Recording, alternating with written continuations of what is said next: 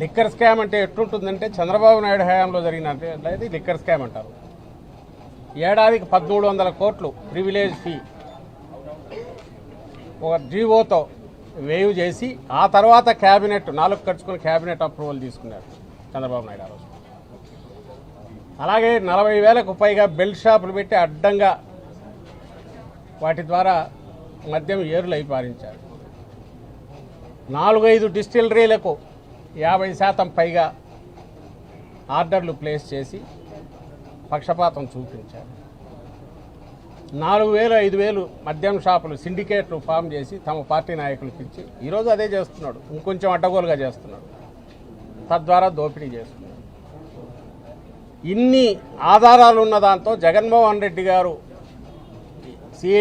జగన్మోహన్ రెడ్డి గారి హయాంలో CID case book చేసి 2023లో దాని మీద ఈయన చంద్రబాబు నాయుడు కూడా నిందితుడుగా ఉన్నాడు.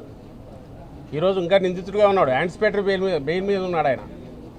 ఆ కేసు ఏమి ఇది కాలేదు.